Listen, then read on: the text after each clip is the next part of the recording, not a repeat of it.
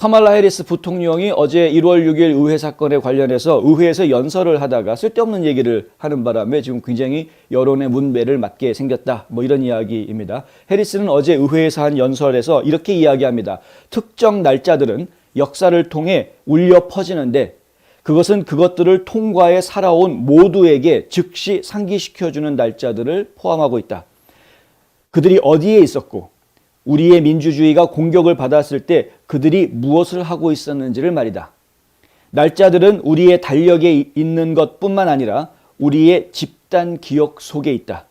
그러면서 날짜들을 몇 개의 열거를 합니다. 1941년 12월 7일, 2001년 9월 11일, 그리고 2021년 1월 6일 이렇게 이야기합니다. 2001년 9월 11일 9.11 사태하고 2021년 1월 6일 의회 사건하고 이걸 지금 같은 것으로 묶어서 이야기를 했다는 것이죠. 9.11 사태는 명백한 테러리즘 공격이었습니다. 테러 공격이었습니다. 예. 이거는 뭐 급진 무장 이슬람 단체 얘네들이 미국 본토를 역사상 처음으로 미국 본토가 외국계 테러리스트들한테 공격당하는 이런 상황이 벌어졌던 것이죠. 3,000명이 사망했습니다. 3,000명이. 근데 이런 테러 공격과 의회 사태라는 것은 어떤 겁니까?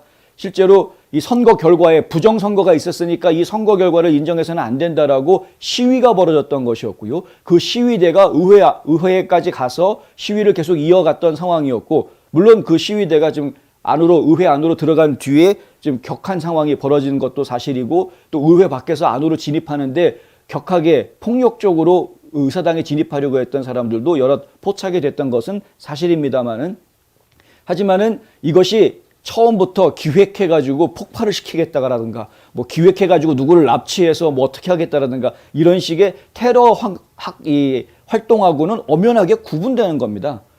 분명히 테러로 규정할 수 없는 활동임에도 불구하고 지금 여당과 FBI 일부 인사들은 이것을 테러리즘으로 엮으려고 지금 모함하고 있는 그런 상황이다라는 것을 저희가 알고 있는데, 근데 이러한 시위가 격화된 것과 9.11 테러 공격과 이것을 일선상에 같이 갖다 놓고 민주주의를 공격한 것으로 다 묶어버리고 이렇게 이야기하는 것. 그 역사상의 이 날짜들은 계속해서 울려 퍼져서 모든 사람들의 기억 속에 있을 것이다. 뭐 이런 이야기를 한다라는 것 자체가 매우 매우 잘못된 생각을 가지고 있는 거죠. 이런 말 자체가 이제 역사의 기록이 되는 건데, 잘못된 역사관을 지금 남겨놓는 겁니다. 이런 식으로 하게 되면. 루디 줄리아니 전 뉴욕시장은 의회 사건을 9.11 테러에 비유한 해리스 부통령을 비난하고 나섰습니다. 줄리아니 전 시장이 오늘 뉴스맥스에 출연해서 이런 말을 합니다. 해리스의 발언으로 밤잠을 설치게 됐다. 그들은 완전히 무섭다. 하지만 정말 두려운 건 그녀의 말을 믿는 사람들이 있다는 것이다. 그걸 사는 사람들도 있다. 야. 줄리아니는 또 이렇게 얘기합니다. 하지만 나는 많은 9.11 생존자들로부터 소식을 들었다. 나는 그들 중 꽤 많은 사람들과 매우 가까이 지내왔다.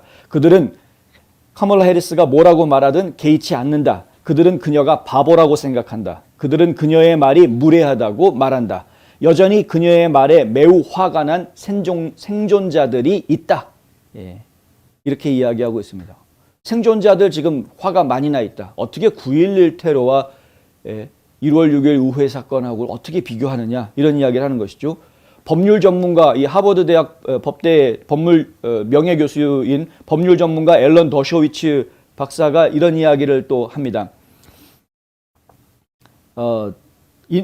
오늘 인터뷰에서 이런 얘기가 나왔는데, 1월 6일 사건을 묘사하기 위해서 불복종이라는 단어를 쓰는 것은 이건 매우 과장됐을 뿐만 아니라 위험하고 궁극적으로 민주당원들에게 부메랑에 대해서 돌아올 수 있을 것이다.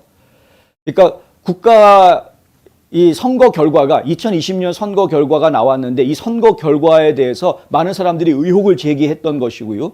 그리고 그 의혹을 뒷받침해주는 증거들이 그 당시에 많이 나왔었습니다. 증언록들이 엄청나게 많이, 수천 페이지에 달하는 증언록이 나왔죠. 에피데이빗은 정말 거기다가 서명까지 다 해서 만약에 내가 증언한 이 내용이 거짓말이면 나는 위증의 벌을 받겠다, 처벌을 받겠다라고 서명까지 해서 내놓은 그런 애피데이빗들이 엄청나게 많았습니다. 몇천 페이지에 달했습니다. 수백 명의 증인들이 쏟아져 나왔고요.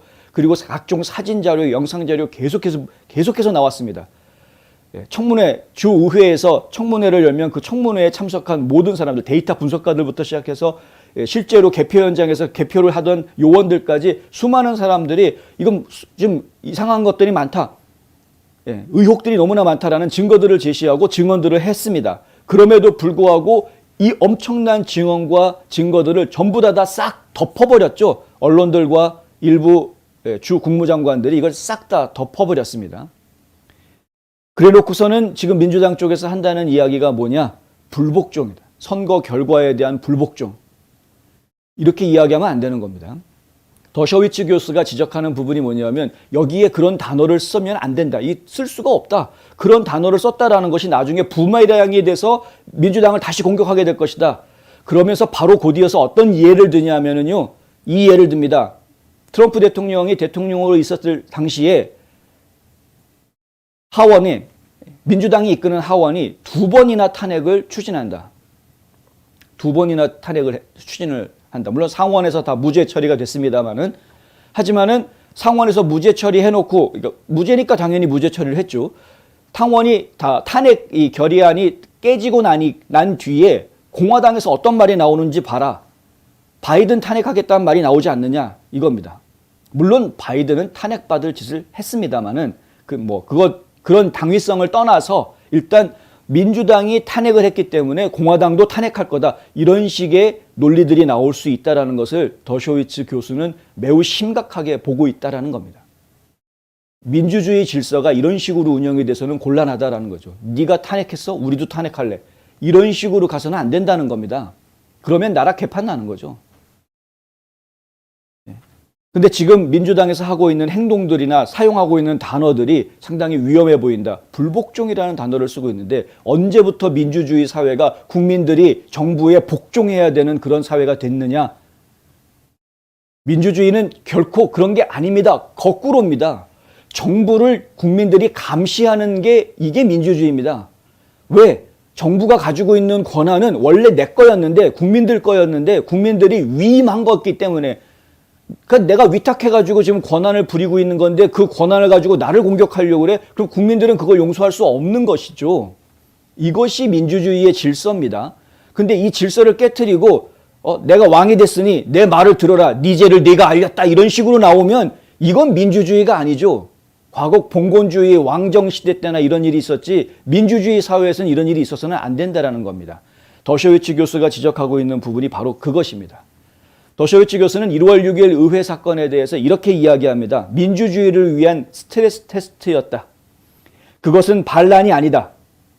이것은 민주주의에 대한 스트레스 테스트로 폭력적으로 변한 시위였으며 우리는 이 테스트를 통과했다. 미국 대중은 폭력 사용을 압도적으로 거부했다. 이렇게 이야기합니다. 원래는 시위였는데 그것이 폭력적으로 변한 것이죠.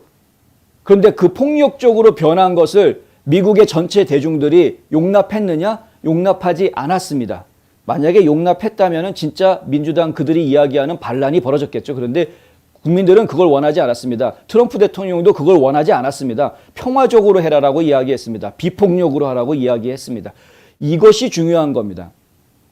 비폭력 저항, 국민들의 국민 저항권은 폭력적이지 않은 방식으로 진행이 되어져야 당위성을 가지는 것입니다. 그래서 마틴 루터 킹의 비폭력 저항이 지금 50년, 60년이 지난 뒤에도 계속해서 지금 70년이 돼가고 있죠. 근데 계속해서 존중받고 인정받을 수 있는 것이고 마틴 루터 킹이라는 인물이 이 나라의 국경일로 그 사람의 생일을 기념할 수 있을 정도까지 그 위상이 올려져 있는 이유가 바로 그런 겁니다. 이것이 진정한 미국이 가지고 있는 민주주의의 정신이기 때문에 그렇습니다.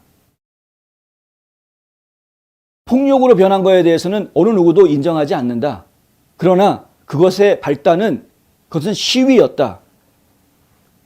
그리고 그 사건은 민주주의에 대한 스트레스 테스트로 이해하는 것이 옳다라는 것이죠. 반란이 아니라 반란을 일으켰을 것 같으면 그렇게 허술하게 했겠습니까? 1월 6일을 정치적으로 무기화하고 반란 사태로 만들려는 것은 법률상 평등한 보호를 성문화하고 있는 수정헌법 제14조를 위헌적으로 남용하는 것이다 라고 더쇼위츠 교수는 분명하게 지적하고 있습니다. 위헌적인 겁니다. 1월 6일 사태 어떻게 정리할 것인가? 그것은 원래 국민들의 저항 정신에 따른 시위였으나 그것이 일순간 폭력적으로 변했다. 폭력적인 사태에 대해서는 국민들이 거부한다. 결국 폭력 사태를 이끌거나 가담했던 사람들은 그래서 그에 따른 처벌을 받게 될 것이다. 하지만 이것은 반란은 아니다. 이것은 민주주의에 대한 스트레스 테스트고 우리 미국은 그 스트레스 테스트를 이미 통과했다. 지금 민주당에서 이야기하고 있는 불복종과 같은 아주 애매모호하고 심각한 위험한 단어들을 사용을 해서 군림하는 정부가 되려는 모습을 보여주는 것은 매우 부적절하고 심각한 문제를 가져올 수 있다. 그것은 오히려 부메랑에 대해서 민주당을 공격하게 될 것이다.